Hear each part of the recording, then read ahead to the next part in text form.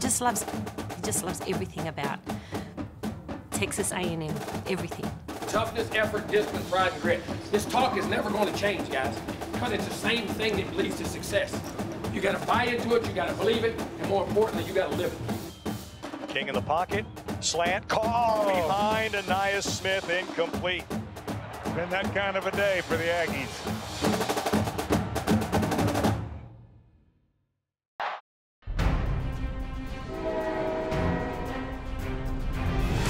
When the process is right, the results are there. You ain't gonna get it.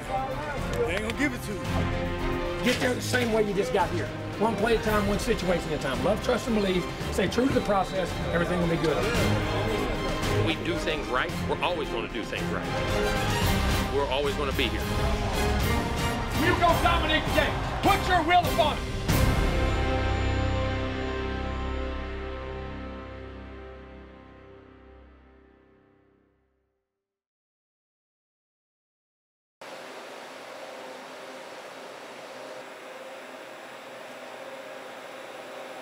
March in, march out. New technology here at Kyle Field. Once you're in the store, you're free to take whatever you like and then simply walk out. We're not going to grab a beer. No beer, okay. We'll save that for game day. So I'm going to grab a bottle of water here. I'll go with the water as well. Okay. Gates open. There we go, that easy. We didn't get stopped. New gadgets and amenities have been added to Kyle Field this season. But on a game weekend, it always feels like old home to the 12th man. And with the addition of Aggie Park, this time-honored residents had a new front lawn laid down. We believe that live sporting events still has tremendous value, especially here at Texas A&M. So the more features that you can provide that entertain and bring people together and have that, community feel, that's what we have to focus on. And so Aggie Park, the Association of Former Students, they're giving that back to the university. We need a destination. We need an outdoor destination. We have the MSC, we have Kyle Field, we have great buildings, but let's have a green space. Let's have a lake. Let's have places to gather. Let's have places to do concerts. Having that vision as then a game day destination, people want to be there. So every game so far this season, it's been packed, it's been full of energy.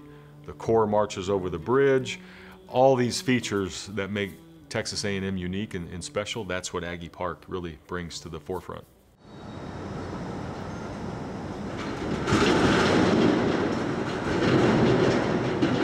And the Aggies' house is getting flipped. The 12th Man Foundation has launched the Centennial Campaign. It is set to give the football program the highest property value on all the college football landscape. The Bright Football Complex, one immediate result will be that building will become 100% Texas A&M football. All 3 floors, brand new locker room, brand new meeting rooms, a new academic and wellness center will be built that will serve all 600 plus student athletes. That will be nutrition, academics, mental health, and wellness. The 2 indoor facilities are coming down. That would be our indoor track and field and our indoor football. A brand new state-of-the-art, largest on the planet indoor football facility. One thing that is important for recruiting and really for our vision, we think real quickly about Aggie Park across Houston Street. The last component is A&M athletics and Texas A&M football finally have a main entrance and a main home, which they really never had before. From a street level view, it will be really great. I always think of 2 things when you think of facilities. Player development, giving them the ability to develop in places they can learn from, grow from, teach from, not just space, but I mean you have meeting rooms, you have walk-through rooms, I mean all kind of things. And then recruiting. How does it help? And players like to see those areas. And why recruiting is, I want to be recruited there because I see the player development and the things they're putting into it. So those are the key things that went into it, and then plus the academic center, which is the overall development of the kids. It all really goes back to this university's core values. Chief among them is selfless service. It is the pillar at the heart of this project. The generosity of the 12th Man Foundation's donors is still unmatched.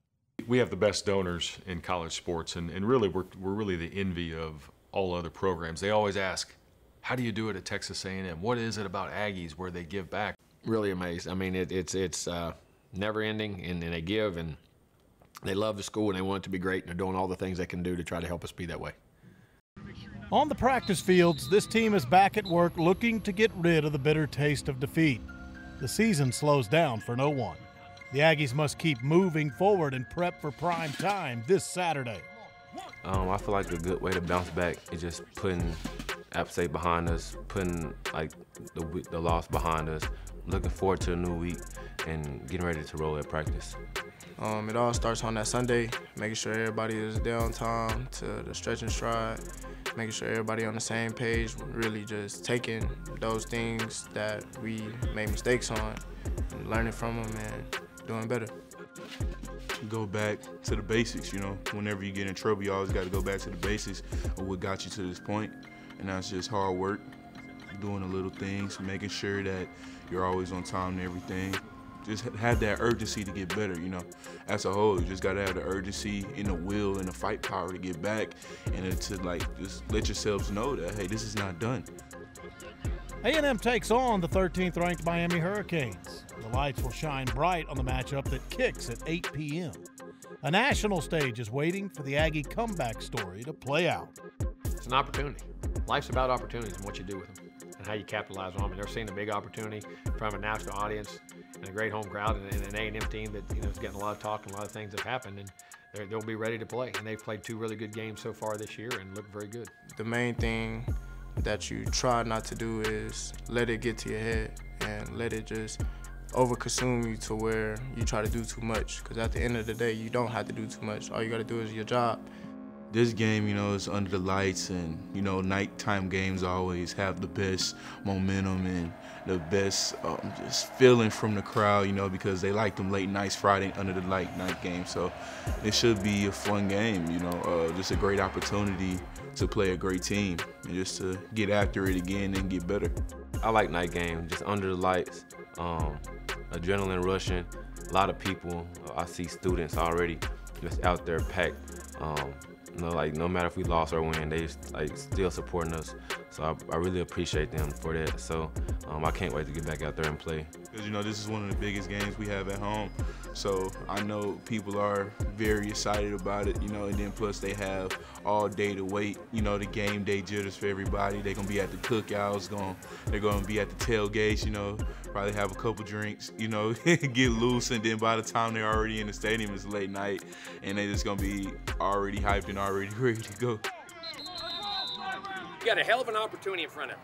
Life's about opportunities, and knowing when they're in front of you, and knowing when you got to step up to seize them. And don't be the guy that says, I never got this, or team. You got a tremendous opportunity right now. One game does not make a season, but it starts a narrative of how you want to go about your business. How much grit you got in your gut, how much you'll stand up, and who can get in the foxhole with you, man. Good job of get yourself ready to go, get yourself mentally ready to go. It's a little later game. Tonight's a very important night. Get great rest tonight. Watch your film, study your film, one play at a time. Don't matter about the scoreboard, matters how you play and what you do. Family on 3, 1, 2, 3.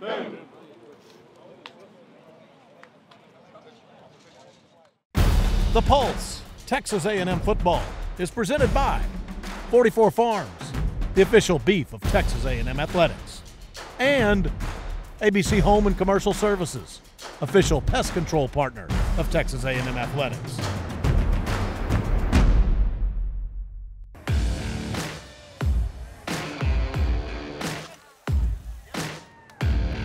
The Zone Game Day Show, brought to you by Texags. I'm Louis Bellina. So many storylines going into this. Will A&M bounce back? Will A&M find its offense? Max Johnson, the quarterback change. So that's what you're looking at all heading into this Miami game.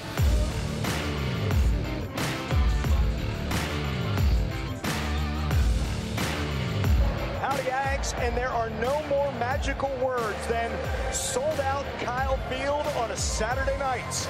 And tonight, the fighting Texas Aggies welcome the 13th-ranked Miami Hurricanes to town. The Aggies are 1-1. The Hurricanes are unbeaten. It's booted towards Devon. He will field it at the goal line. inside the numbers, cuts back to the middle of the field, breaks one tackle, breaks two tackles, middle of the field, cuts to the left side, up ahead to the 35-yard line.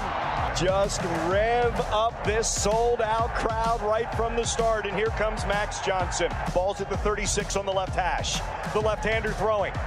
Dumps it out left side, complete. Donovan Green, the tight end, into Miami territory to the 45-yard line. 18-yard gain for Donovan Green.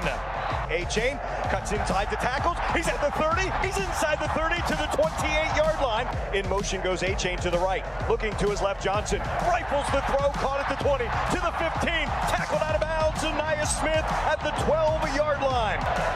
On a 3rd and 7 for the Miami 9. Hit as he throws, incomplete over the middle to Chase Lane. And it will be Randy Bond who will kick for the Aggies. This will be a 27-yard attempt from the left hash. Make it 26. And the first point as an Aggie, Randy Bond, the 26-yard field goal, gives the Aggies a 3-0 lead. Fake the handoff. Van Dyke, pressure, hit as he throws, incomplete. That pressure by L.T. Overton. Fake to Parrish, in the pocket. Throw left side, nearly intercepted. Tyreek Chappelle. Van Dyke in the pocket, a whole lot of time. Knocked down by Cooper. Edgerrin Cooper on that coverage down the right sideline. Handoff on the right side. Knighton to the 10-yard line. 11-yard gain, but shy of the first down. And Borregales will come in for the field goal. Right hash, 18, 28-yard attempts. And Borregales bangs it through. As expected, it's tight and tense. Knotted up at 3. The third phase gives the Aggies a chance for some breathing room. Constantinu's punt, wobbly, bounces, caught at the 31, fumbled, picked up by whom? The Aggies at the 28-yard line, I believe, Chris Russell. He fielded it on the bounce, and as soon as he fielded it, he was hit. Turnover, Aggies. A-Chain, 20, A-Chain, 15, 10, dragging a defender, face mask, half the distance, and he's already to the 3. LJ, touchdown, right up the guts. Yep. Aggies have the lead. Right up the gut. That I love. Good on good. Our big guys against your big guys. We win. Touchdown, Aggies. Henry Parrish is the running back. Give to him on the right side, and he is taken down from the backside. Maybe a gain of 1. Shamar Stewart down the line. The previous play is under further review for potential targeting. Oh, my. Really? The ebbs and flows on this night are substantial. Brian George is disqualified on a targeting call, but a Miami field goal attempt misses its aim. 49-yard attempt from the right hash. Borregales missed it, but you knew that. You could hear Kyle Field say it was no good. It started with the people behind the goalposts in the north end zone. They could see it, and it's wide left. Van Dyke across the middle, blown up by Michu, blown up at the 12. Incomplete pass. The Aggies should get good field position. Previous play is under further review for potential targeting. More ups and downs. Damani Richardson is called for targeting. He is out. After further review, there is a personal foul targeting.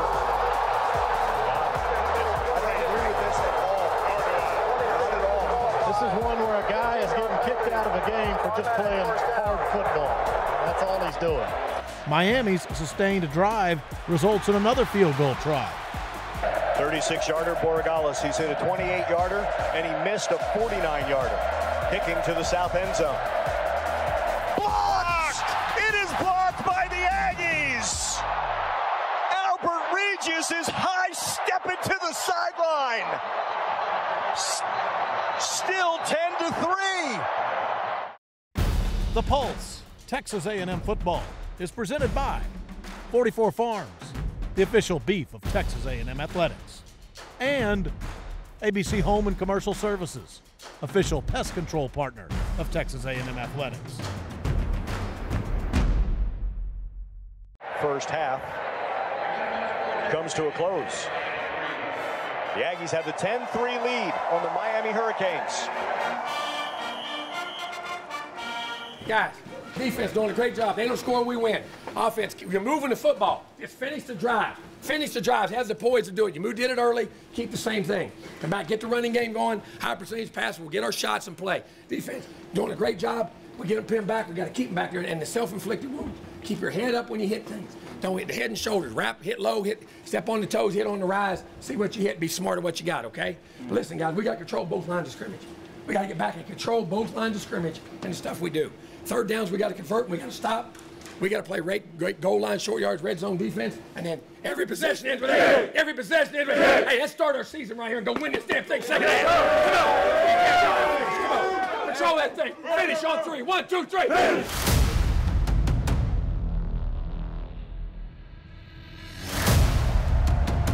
First and 10 for the 25-yard line for Miami. They go from the south to the north. Parrish is the running back. Give to him up the middle. He runs into Albert Regis. No gainer off the right side. Van Dyke flushed out of the pocket, runs to the left, dives ahead to the 37-yard line. Maybe 3rd and 8 from the 37. Now Van Dyke looking right, throwing right, and well wide of his intended target. The coverage by Josh Moten. Aggies hold on the first possession by Miami in the second half. 35-yard line right hash. Johnson throws complete. Smith across the middle, breaks a tackle into Miami territory. Stutter steps to the 40. From right to left, out of the backfield, got A-Chain. A-Chain breaks a tackle down the right sideline at the 10. Cuts back to the number, still on his feet. A-Chain! 6 for 6 from 25. And the Aggies have a 16-3 lead. Devon A-Chain out of the backfield and into the end zone. Oh, let's go. That was a great catch. That was great. Just like this. Oh, y'all doing 1, 2, 3, 4, and 5. So the Aggies get the stop when Miami got it first in the third quarter, and they respond. Momentum is on the side of the Aggies, but it's the Hurricanes weathering the storm. They stay in it with some consistent drives. A&M's defense, though, is on high alert and won't yield in the red zone, allowing field goals, not touchdowns. Some of the youth, such as Bryce Anderson, is playing beyond their years. The Aggies are out front 17-9. Neither team is backing down. Bounces to the right. Fadil Diggs drags him down. Van Dyke throw the right, too high, incomplete. They have to get to the Aggie 37-yard line. Van Dyke runs up the middle, slides at the 46-yard line. Headley to punt. Anias at the 13, fumbled the football inside the 10. They've got it. Aggie the football. Aggie, I don't know how they got it. Exhale for now. Oh, wow. The pressure peaks when it looks like a special teams disaster unfolds, though Aggies can exhale when it's avoided. But one more time, Miami gets the ball back, and one more time, the defense has to hold tight.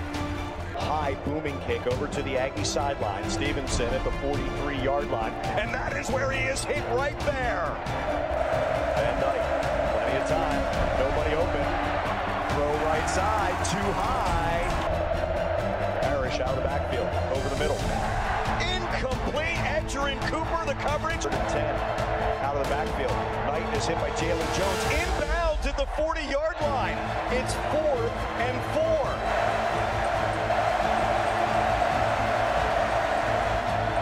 Receivers to the right, the throw, incomplete! The Aggies defense holds, and they will defeat number 13, Miami. Hey, great job. Hey, Jay. Hey, man. You got a dub.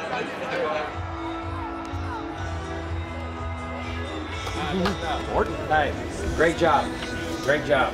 Overcame a lot of things in the game, a lot of people putting doubts in your mind. Like I say, face everything and rise, fear everything and run. You faced everything and rose. Wasn't it always the prettiest thing we did? We had some self-inflicted wounds. We got to play more discipline, guys, in some situations. We gave them some things on both sides of the ball. Some of their drives they got with some of our penalty. We got to see what we're talking about. You see with our heads up, hit. We can't afford losing you guys, man. You're too good of players. You know what I'm saying? I know nobody's doing that on purpose, but we got to play clean. Got to play smart. All right. Offensively, had some great drives to open up the half. We only had the ball 4 times the second half. Had the second one, we stalled 2 times or 2 or 3 times right there at the 40 or 50. Should have went in and finished and got ahead and did some nice things, but played better, did a good job in what you did. But at least you grew as a team, guys. You came together, you played your hearts out. Nobody tells you play any harder than you play. We just got to continue to play better, keep improving, look at the things we got, keep being a team, and just keep sawing wood. Don't worry about what we got now. Is give them credit and then focus on Arkansas, and that's it.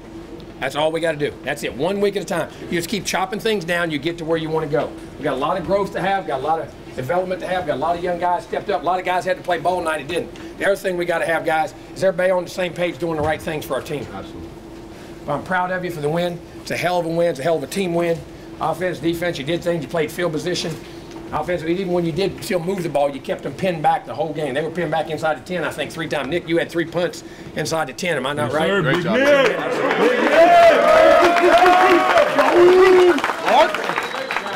But it was a great job. Great team win, guys. Hey, that's a gut check. Now, we got to get better, man. We got to get better. We got to clean things up. We got to get everybody on the same page. And we're in the conference play. This is where you play. This is SEC. It's big boy ball now. Here on out. You got me? Yes, sir. We got to line up, play ball, do the things we got to do.